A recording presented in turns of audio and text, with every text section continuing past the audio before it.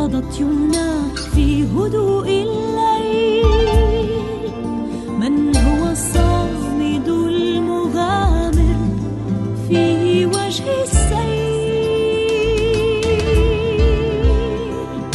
يبعد عن عينيه الراحة، يتحدى خصما في الساحة، يرمي ويصيب الأهداف، يسعى